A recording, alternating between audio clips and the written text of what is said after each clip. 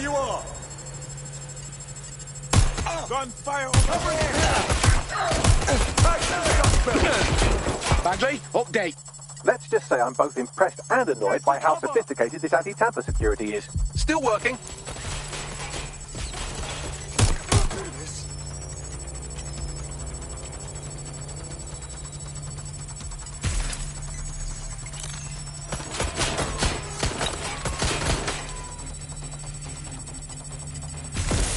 Bagley, tell me you're close. I'm through security, now wading through terabytes of decoy code looking for the detonation sequence.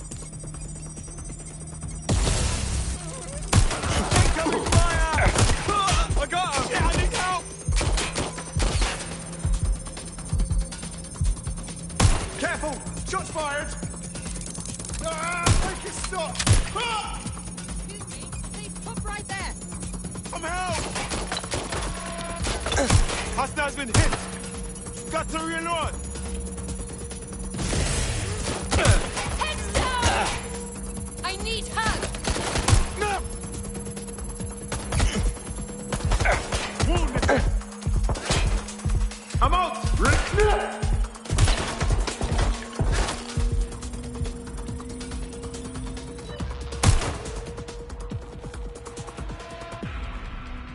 Shit! I'm getting shot at here!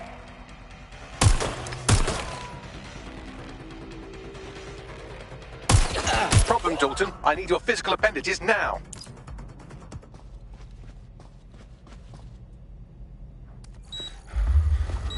What's wrong?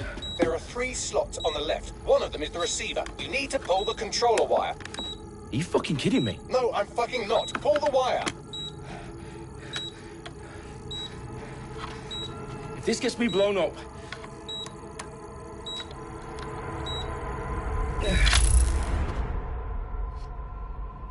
Bombs defused. See? That wasn't so bad, was it? Bagley, you bastard. You nearly gave me a bloody heart attack then.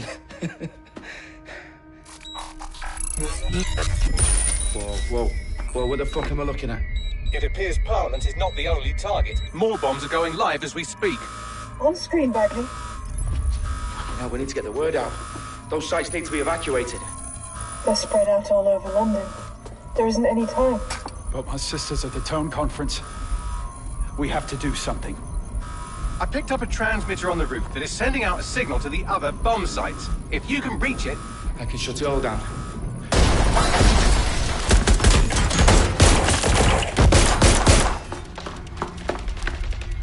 Sabine! Fuck! Dalton, we're breached! Go! The roof!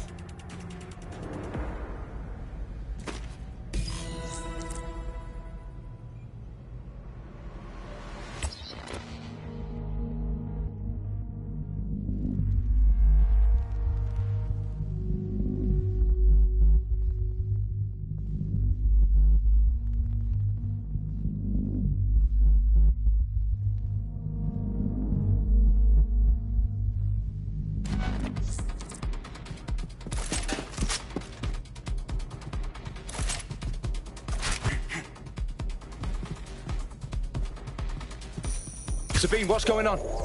We're being raided. It's a bloodbath. Our protocol is to wipe everything, including Bagley. I need him for the transmitter. I know, but if they get him, they get everything. Names, ops, locations. Okay, I'll do it the old-fashioned way. Wipe him. Yes, wipe me. Do it, Sabine, and get the hell out of there. Fuck. Okay, Bagley's down. You're on your own. Dalton, if this goes... It won't. I'll see you at the rally point. I promise. Good luck.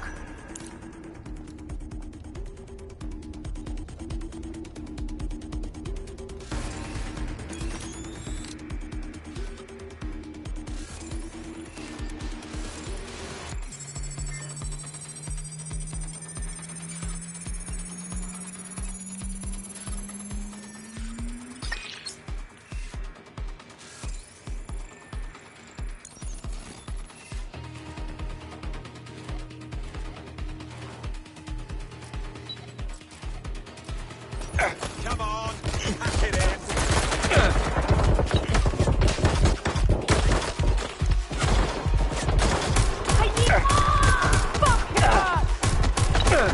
Watch out! Fire!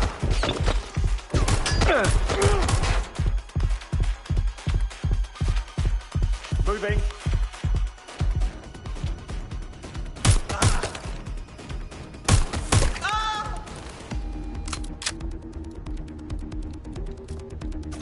I'm going to check it out. Right there, run a search. Ah, my fucking ear!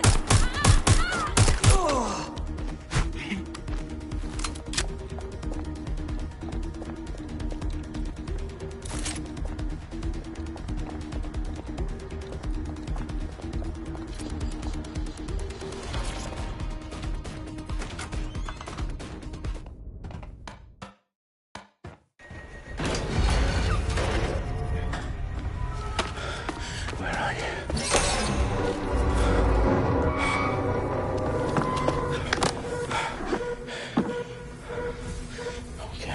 Okay.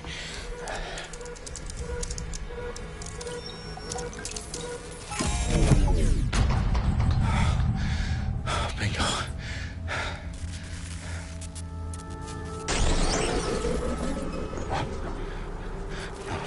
No.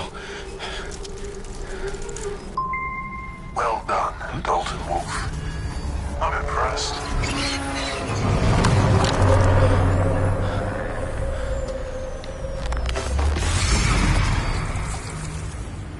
The fuck are you?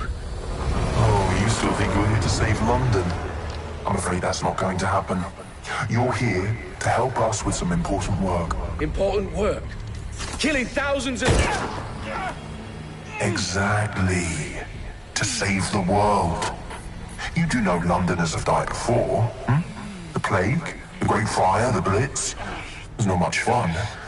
But destruction is always the cure. And it begins today. 0 day.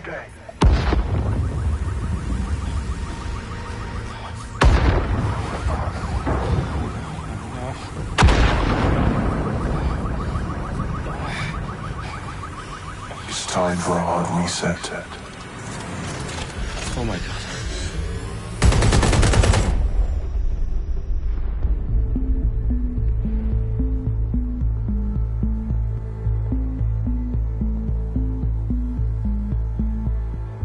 A series of explosions devastated 3 sites in London. Authorities are asking residents to remain in their homes as the situation continues to develop. We have received no official casualty total, but it is expected. Mourners gathered for a series of candlelight vigils that brought closure to thousands of families and indeed to an entire city. London is now laser focused. Today at 10 Downing Street, where Nigel Cass, CEO of private military company Albion, received a mandate to secure London. Cass has vowed to hunt down DedSec. Terrorist responses failed. Albion used cutting-edge artificial intelligence systems and autonomous drones to capture the remaining members of DedSec. A stark warning to would-be insurgents. Some corporations are posting record profits due to increased efficiencies in production and distribution, enabled by the use of technologies initially developed and approved for security purposes. Overdue cleanup as crime numbers take a dive. Illegal gambling, drug trafficking and prostitution all down following prosecutions of the leaders of 4 of London's 5 largest criminal syndicates. The streets of Camden and Brixton. Londoners, as Albion's mandate is extended indefinitely by the government, life finally begins to return to normal. Curfews and travel restrictions have been lifted in all boroughs, thanks to the deployment. News outlets, reports of rioting in Trafalgar Square have been greatly exaggerated, possibly by foreign meddlers pushing a false narrative through social media. Albion is in complete control of a few... To reprimand the public about the circulation of fake news, conspiracy theories persisting in dark corners of the internet that terrorist group DedSec were framed for the bombings have been roundly rejected. Our own reporters could not find a single Londoner willing to expound those theories on camera. The facts simply any other story.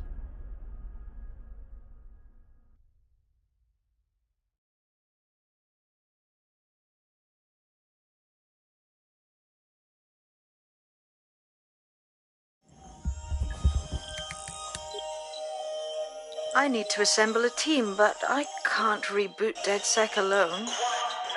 Let me break into London CTOS and see who's available.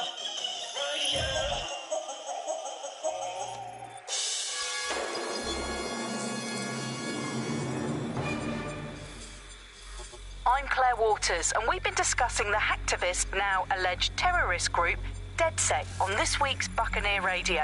I have Colin calling in. Colin, what's your take? Now, I've been saying from the start we should have rounded up DedSec and thrown them in jail. Now, I'll say they should all be lined up and shot. You don't find it awfully convenient that they've been fingered as the attackers, but we've seen no proof? Look at Tone! Look at our city! What more proof do you need? Well, Colin, I'd say you have to look at their history of non-violent action. Albion's put more civilians in the hospital in the past few months than DedSec ever has. I smell a scapegoat. Now I have Emily calling in. Emily, what's your take? You're absolutely right, Claire. The government's just framing DedSec because they want to make it seem like they have this under control. They probably have no clue who was behind the bombings. But that doesn't look good on the news, does it? DedSec's been a thorn in their side. Who better to pin it on?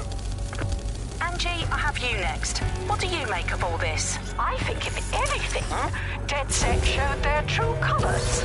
It's terrifying to think we harbored such a dangerous element for years. Terrorists in our own backyard. Do you find DedSec more frightening than the different gangs in London, like Clan Kelly? Clan Kelly might set your shop on fire and maybe they'd kill you, but even they wouldn't try to blow up all of Parliament. Next, I have Crypto King. Do you feel safer using a pseudonym? Everyone should. Why make it easier for them to track you? And now we've seen what they're capable of and how far they're willing to go. Hold on. Do you mean the government? Are you suggesting the government was responsible for the bombings? Oh, trust me, Claire. They didn't do it alone. They're all in on it. The government, Albion, Sirs, Bloom, Sky Bloody Larson.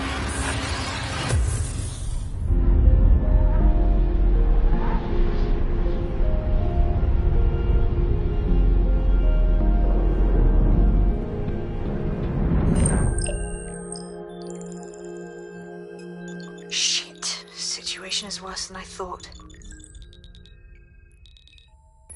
Brilliant. Let's get the people of London on board.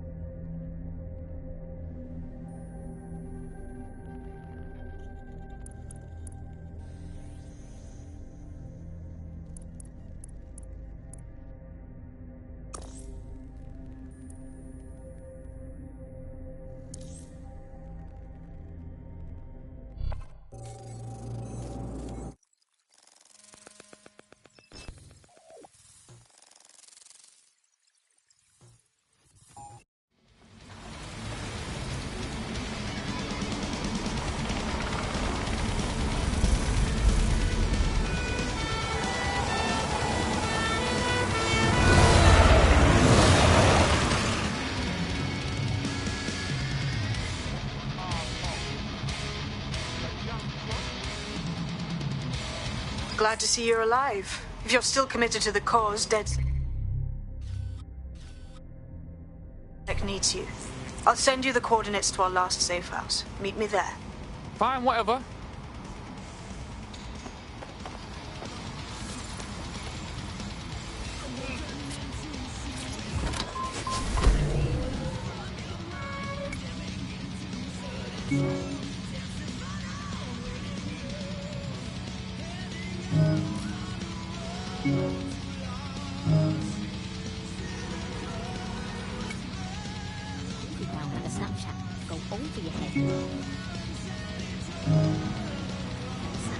Uploaded a pic of a tap that and the block so old, granddad.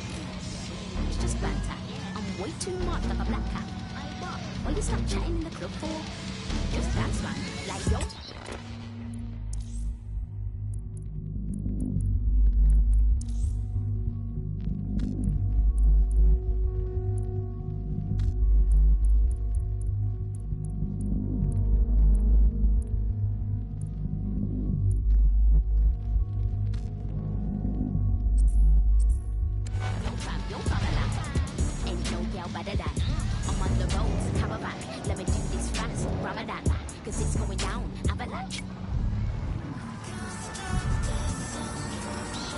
Auto drive now enabled.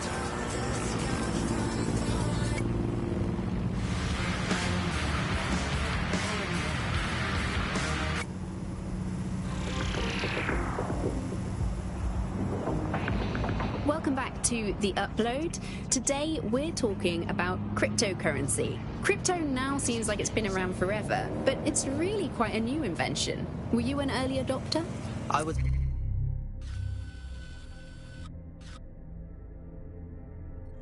One of the first that was in this market.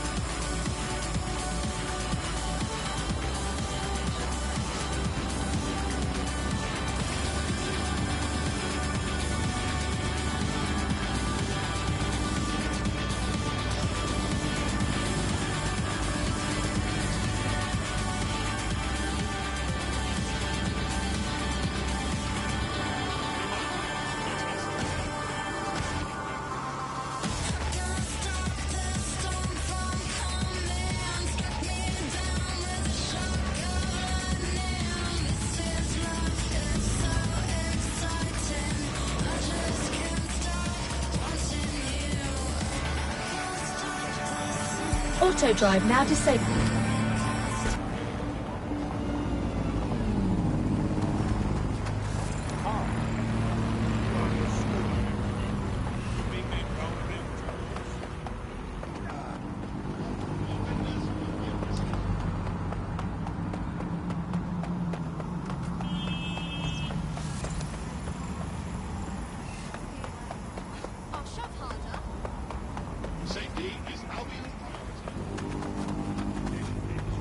Facial recognition in progress.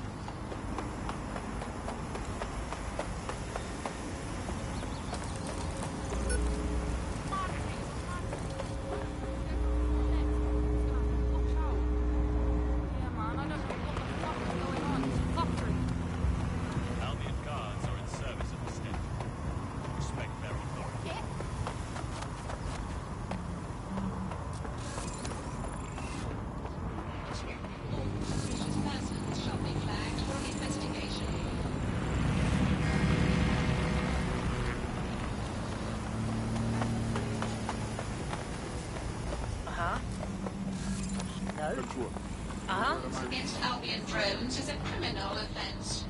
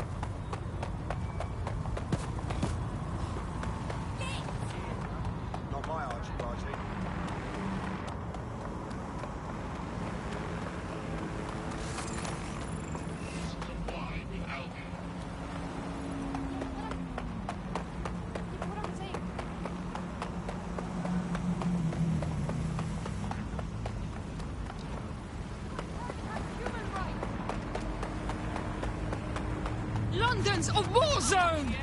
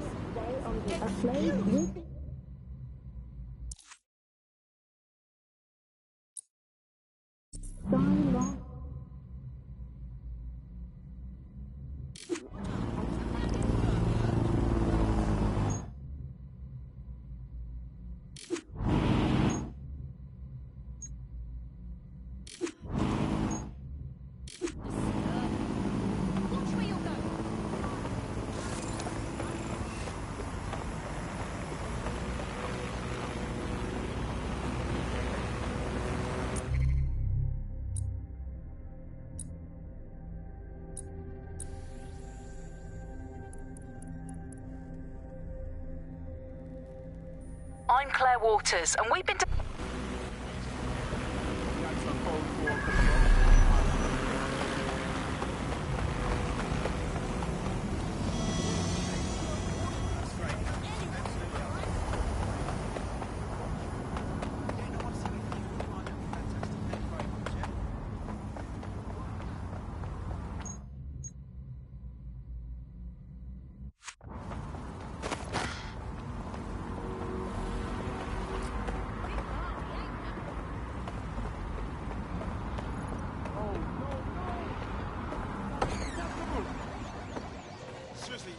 I've downloaded a patch to your optics so you can access our security system. It's set up so that I can't just let someone who isn't DedSec in.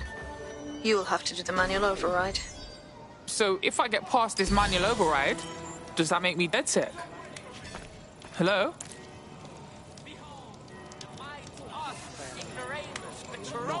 Bloody not! Either he's the most antisocial businessman in London, or he's a fucking hitman. Oh, people are trying my patience. I refuse to put up with this. Come on. Hey, who over here? It's unacceptable. I don't know what's worse, you or everything that's happening around you. Oi, move. Could you not be right there? Huh? You wanna just move? No, thank you. I don't have it right now. One of Sabine's, are you? I'll see you downstairs later then.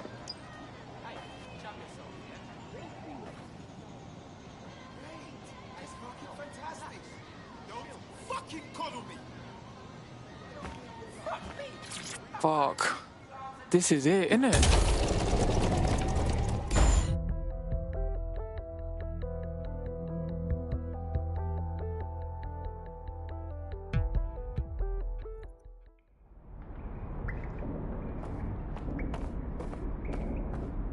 Yo, someone here?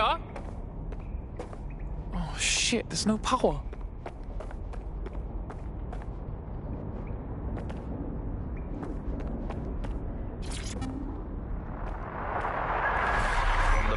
This is the Bug. Hello, Resistors, it's Bug time. Are you all sitting comfortably? No? Good. That's as it should be. This is the Bug. I'm Andy, and joining me to analyse the latest blowflies to emerge from the corpse of a once free Britain, it's Alice. Hello, Andy. And today, we're going to talk to you about Albion, your friends and mine. Alice, the government has extended Albion's contract and have also boasted that violent crime has plummeted to a record low. Now, extending Albion's contract, to me, that's like having a pet dog, let's call it Nigel for the sake of argument, that attacks you every single day and thinking to yourself, wouldn't it be nice if Nigel had puppies? That contract has been extended so many times, it's like the neck of a politician that's criticised the government. I'm not sure entirely how those contract extension negotiations went, probably like a footballer. In the old days, I assume Albion's agent was leaking stories to the press about how our favourite private militia was being tapped up by Barcelona or Bayern Munich. The government panics and thinks, well, we better get them signed up before it's too late.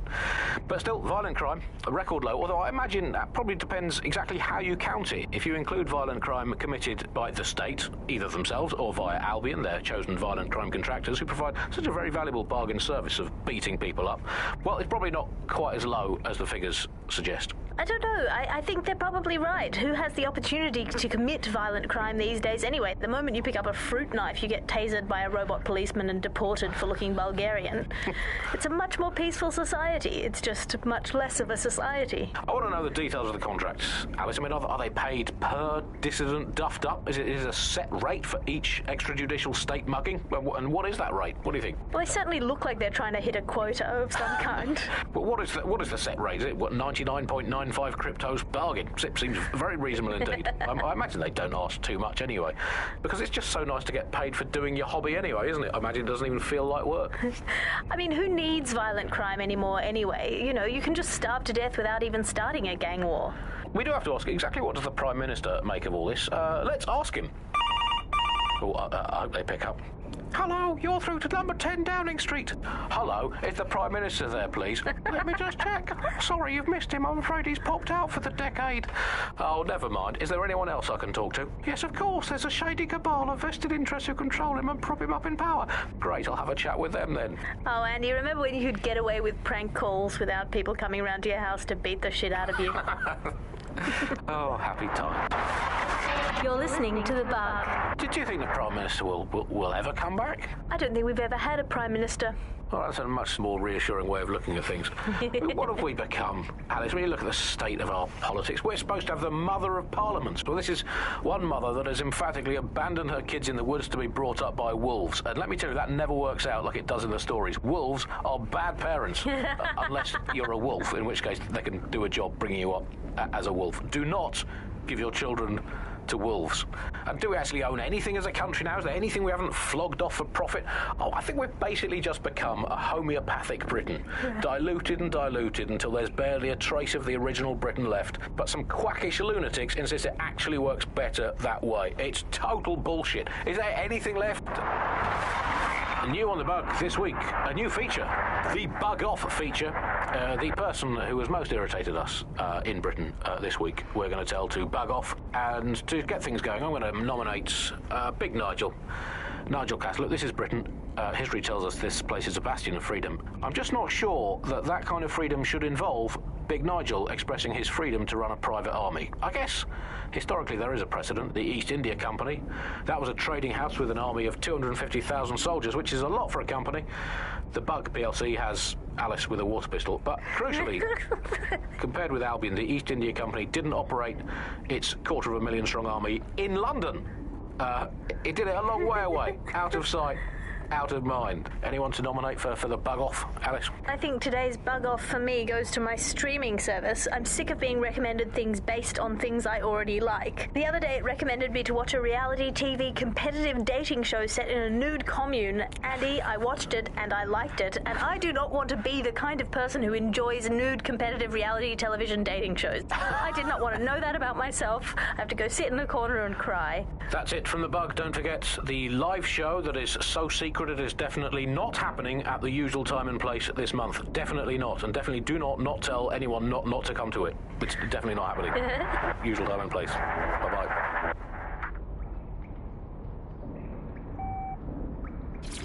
Coming up in today's episode of The Upload, we're talking about how Bagley managed to conquer London. Pretty much my favourite topic. I could talk for hours about the rise of the AI system. It's easy to forget about its origins. It's so present everywhere we go now. Bagley just kind of blends into the background. Bagley is the service AI that's present in every optic device. Whether you're using the optic, Bagley will be there. The AI is streamed to your optic from...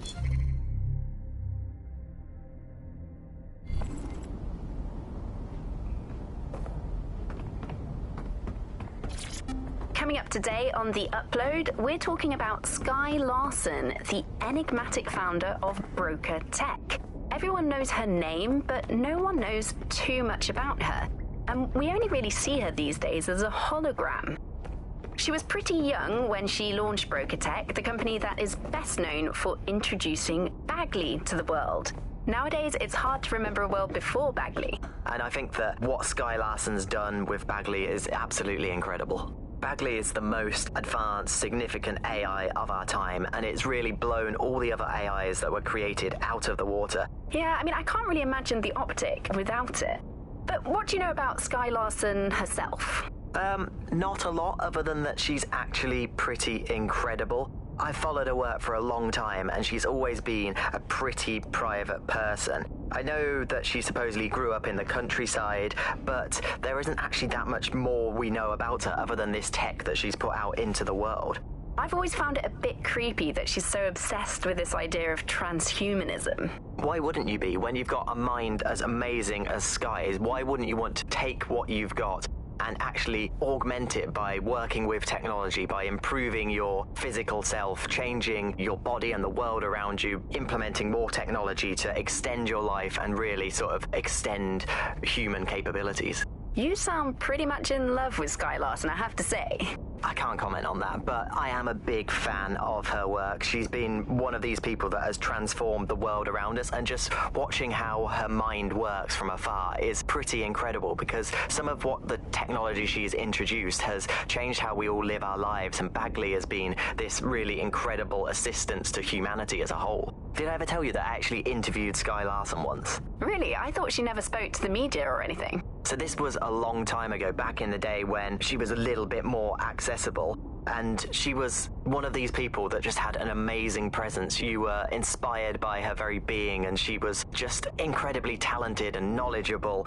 and one of possibly the best living people that I've ever met. I'm not sure you're being too objective there. I mean, I imagine she's not very likable as a person. She obviously despises humanity in some way. I think she believes that becoming data is preferable to being human. She's one of these people who's extremely methodical in everything that she does, and she does everything to perfection and really tries to change the world around her and make it a better place for us to live in. If you say so.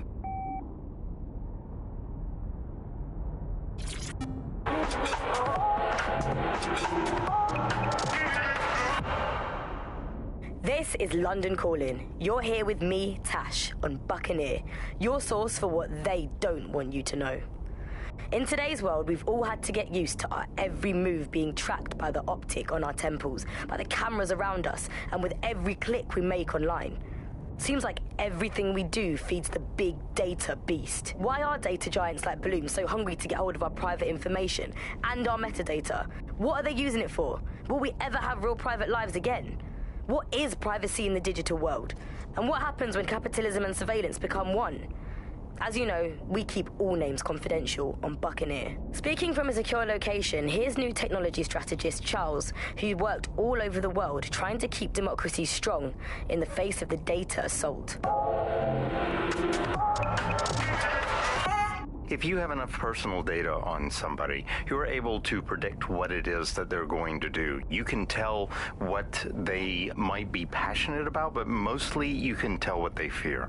And if you can tell what someone fears, then you can manipulate them and you can move them in particular directions. Like, data is collected on citizens in every possible way. Data is collected through surveillance cameras. Data is collected from television sets. Data is collected from voter records. It's collected from how much power do you use in your house and how much water do you use in your house. In pre-crisis Britain, we got really used to all of our services being free. Everything suddenly became free that was digital. But what people forgot is that if you're not paying for it, then you're the product being sold. If technology brings out the worst in capitalism, capitalism brings out the worst in technology. Senior academic Alfie tells us how big business repurposes big data. Historically, what's happened, of course, is that people have traded their privacy for their convenience. As smartphones and other kinds of technology came in and became mass-consumed, mass-used items and technological objects, gradually people were so attracted to the affordances of these technologies that privacy kind of retreated into the background and into a state we've got now where it's essentially gone. Having this access to this data makes huge tech companies like Bloom so much more powerful than they would be otherwise, and not just in the obvious ways. Of course, there's a lot of worry and fear over what they can do with the data, can track anyone, find anyone, see what every individual is doing at any point in time.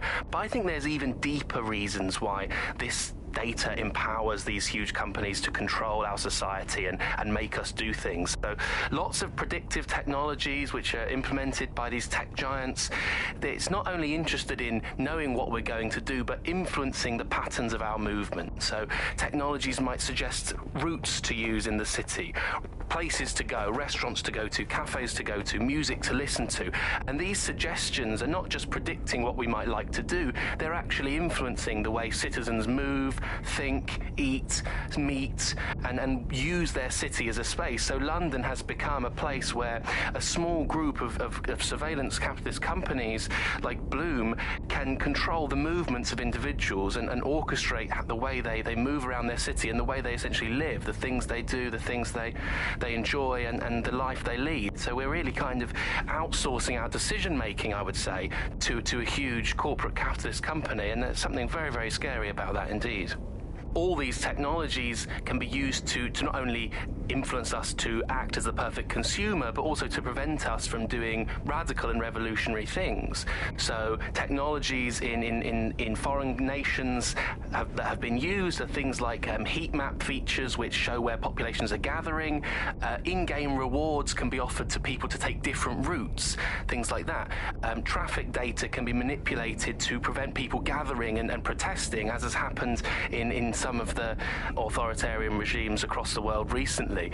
So what we're looking at is not only a set of technologies which make people behave as ideal consumers, but ones which actually can be put to use to prevent radical and disruptive behavior in the city, which limits the power of any kind of revolutionary force. So, if you thought you had a private life, get used to it. You don't. And we're not going to reclaim our lives without a fight. I'm Tash, and you've been listening to Buccaneer, keeping the resistance informed. Keep listening, keep fighting, and remember, nobody owns you but you.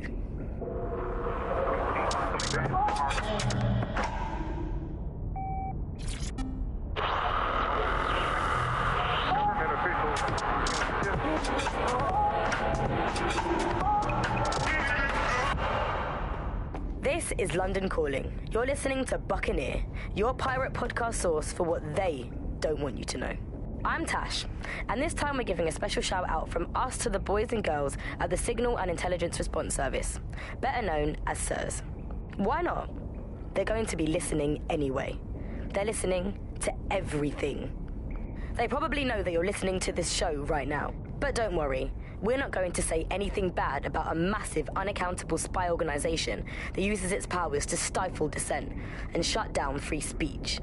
Instead, we're going to look at how SIRS became so powerful. And as usual, we'll keep everyone's names and locations secret, so SIRS doesn't come looking for them. Charles is an expert in the dark arts of surveillance who worked to set up democratic media in post-communist states. How did it go so wrong in Britain?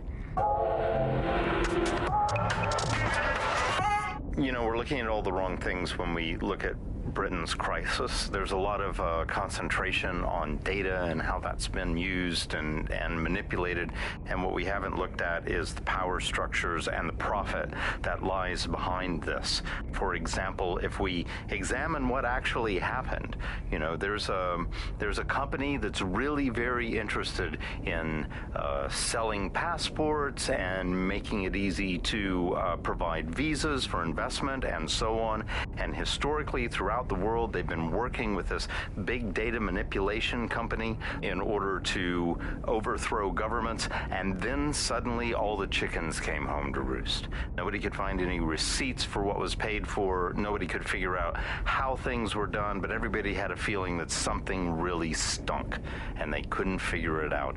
And yet, it was standing there in their face the whole time. There's a couple of different ways that we got where it is that we are. I mean, one, you have a lot of smaller organizations, smaller power groups, companies as well, who are bending things just a little. Oh, we'll compromise a little bit, we'll bend the rules a little bit, and try to achieve what it is that we hope to achieve that's good for us. And if you add all of that up, what you end up with is a big wall moving in a big way from a lot of little buttons being pushed. But also there's this other thing that's going on here, is the gathering of data and the analysis of data has authoritarianism contained within its DNA. It is by its nature a tool for authoritarianism, and it has been used in that way. How does big data look into our lives? James covered it for the pre-crisis press. We're starting to see the merger of private data and that with data held by the state into what are called social credit systems. This is where every aspect of your behaviour is monitored and totted up by a central system to sort of score you as a person, a bit like a credit card, but predicated on all of your behaviour rather than just the money you're spending. And this can have profound impact. We're starting to see systems emerge which will punish you and stop you from doing things in society based on your behaviours, and this can be as trivial as if you jaywalk, if you cross the road in the wrong place, you might lose points. If you do some community activities or help your neighbours, you might earn points, and then this can be used to sort of evaluate you as a person. And this could mean, for example, the travel privileges, being able to travel first class, or being denied from travelling first class to not being allowed to travel at all. These systems are very real and very possible because of all of the data that is now held on us. Ian was a veteran political writer and podcaster back in the days of pre-crisis Britain.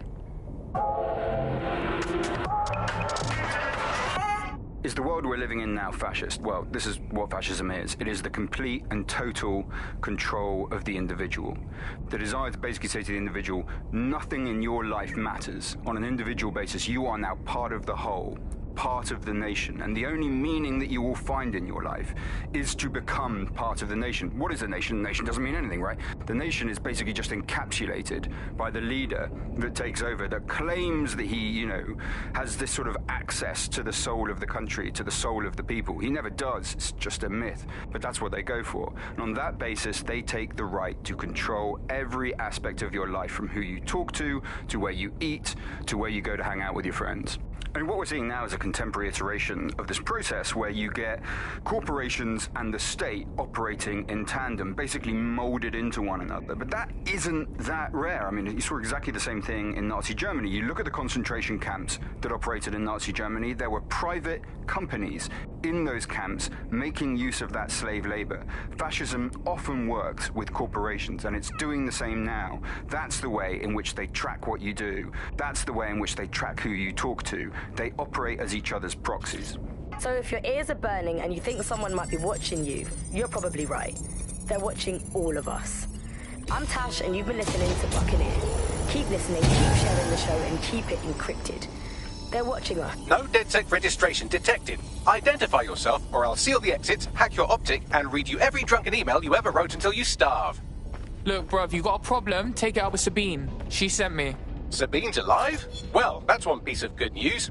I'm Bagley, DedSec's definitely not stolen, highly advanced AI assistant, and it seems I've been out of commission for a few months. Anyway, why don't you go connect me to the DedSec network so I can become more powerful than you could possibly imagine? I mean, catch up on what I missed.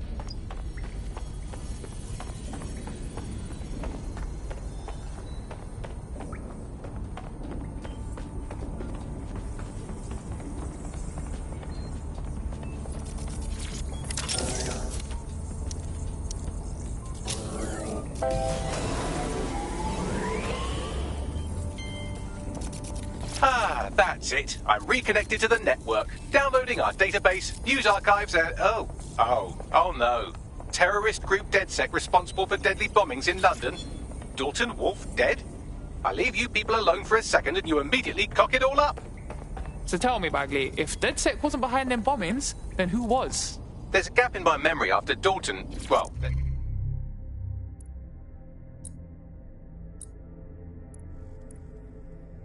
To be honest, after I disarmed the bomb at Parliament, I'm missing information about what happened after I was taken offline. But from what I can infer, an unknown hacker group identified only as Zero Day was involved. I believe this Zero Day staged the attacks and framed DedSec for their dirty work. Come to my terminal. Sabine is requesting a video call.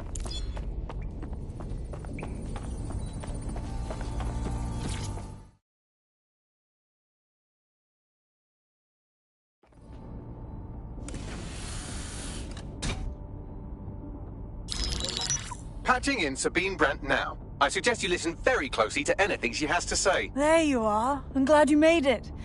Bagley, God, it's good to hear your demented little voice. Is your memory intact? Not even slightly. The last record I have is of our HQ being raided. My only lead is a group known as Zero Day. Ring any bells? No. But the HQ was attacked by some men in black, the same that were at Parliament. Maybe working together. We didn't stand a chance. They just gunned everyone down. Gunned down? Shit, how'd you make it out? I managed to escape through the sewers to Camden. A contact smuggled me out of the city, and I've been hiding out in the north since. Prudent. Your profile is red flagged as a high-priority target in the city's surveillance system. Even a partial recognition here would have you hunted down and shot on sight. They're doing a proper crackdown on DedSec here. Listen, I'm on your side, yeah? Believe me. But I don't want to get got, know what I mean? Listen, if anyone knows anything about risks, it's me. I lost everything and everyone. But it comes down to this. London is in a death spiral. And if DedSec can't pull it out, trust me, no one can. The city needs a resistance. And it starts with you. What do you say? I say, let's resist. Brah! Excellent. New user registered. Welcome to DedSec.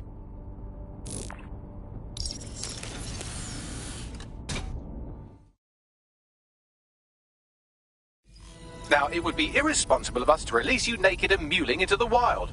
You'll find equipment around the safe house that are essential items in your DedSec kit.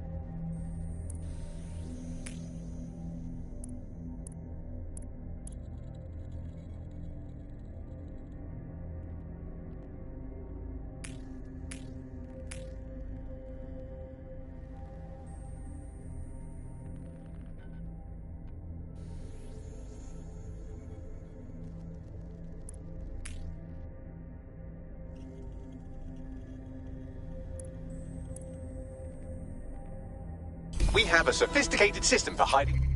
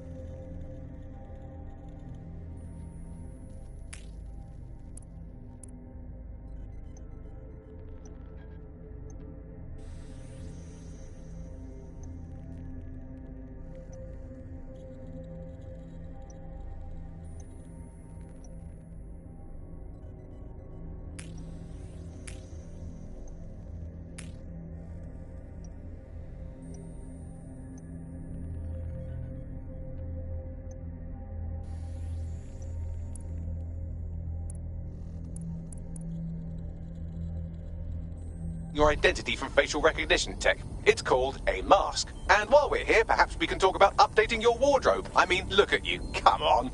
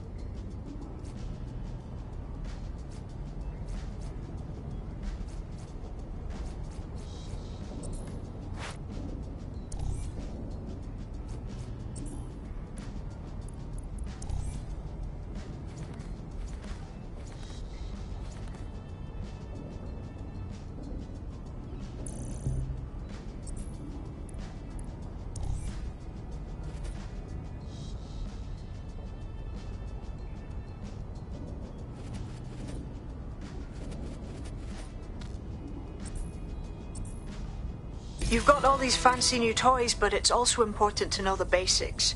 You need to learn how to throw a punch and how to take one. Albion will escalate if you come at them with a gun and shoot you down. We want to avoid collateral damage. In DedSec, we try to use guns only as a last resort. Have you already met Connie Robinson? She owns the pub and is an old DedSec contact, not to mention a champion amateur boxer. Go to the practice ring and she'll show you how to stop flinching when someone cocks a punch at you. I'll be right down.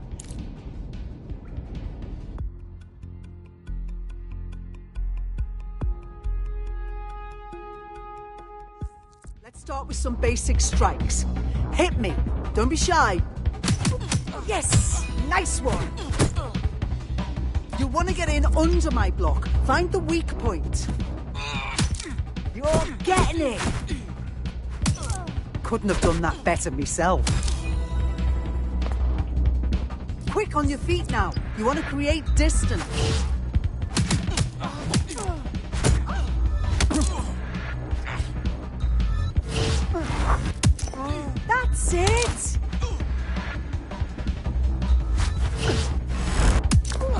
couldn't have done that better myself.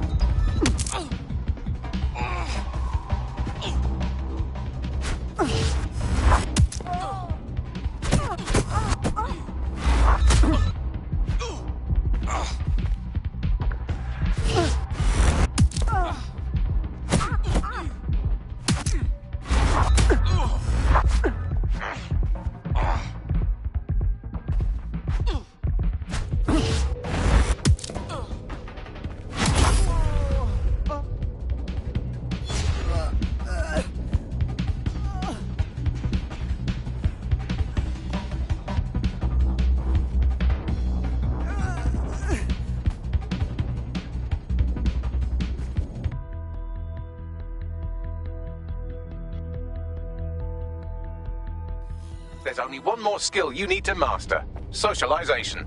The rest of your team has arrived. Why not go and have a chat?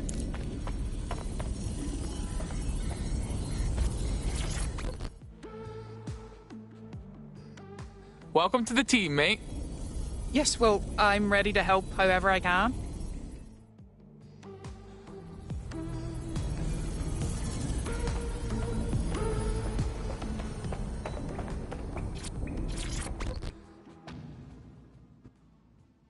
Alright. I still can't really believe we are DedSec. Seems like we should have to pass some training exam or something. Too late, cuz. We're getting first-hand experience, yeah? Now that you're all as thick as cyber thieves, Sabine would like to talk to you.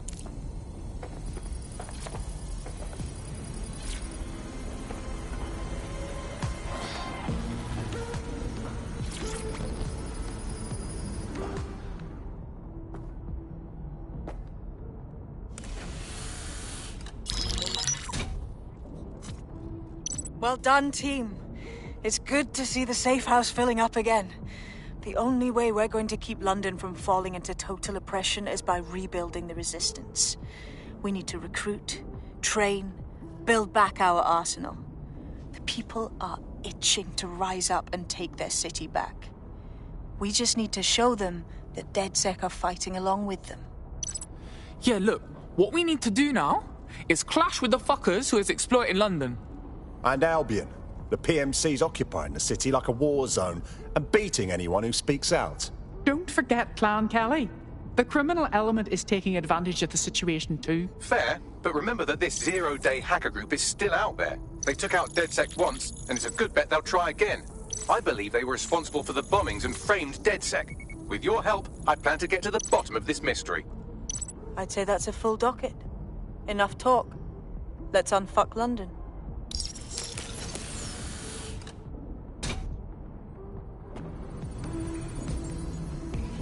First order of business. The Signals Intelligence Response Service, or SIRS, or the Earl Grey Gestapo, have developed a surveillance technology called AR Reconstruction. It's the bleeding edge of privacy rights violation, and thus it could be very useful in our attempts to find Zero Day.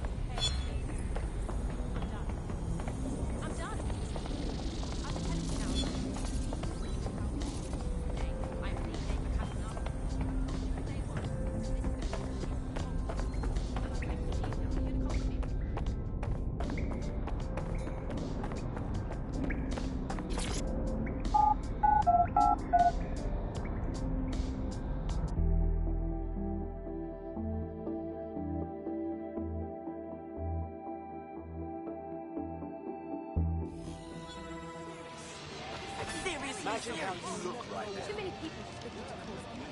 Exactly. Oh, that Facts and reminds figures me. are trivial. This won't solve any of your problems. We have some damage control to do if we want to change the perception that we're a bunch of violent thugs. I'll let you be the judge of how best to handle yourself, but remember, you represent DedSec now. I've located an interesting potential recruit for you. They claim to have recently escaped from, and I'm paraphrasing here, an evil lab. I can't verify that, of course, but their abilities are real enough. I like her already. Bring her in. I had the same thought. Wherever they came from, they'll be a valuable asset to the Resistance. I'll set up a meeting for you. I've marked a potential recruit for you. And by recruit, I mean a masked madman who hacked our optic channel and started telling everyone he was in charge. Well, I mean, I do have seniority. Who the shit and fuck is this? You see what I'm dealing with here? His credentials check out. Just give him something to do to get him off my arse, would you? All right, I'm flagging a new recruit for you, but you have to promise not to make a mess in your pants when you hear who it is.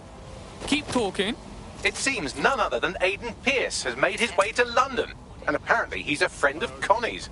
Is there anyone she doesn't know? I like him. Let's bring him in.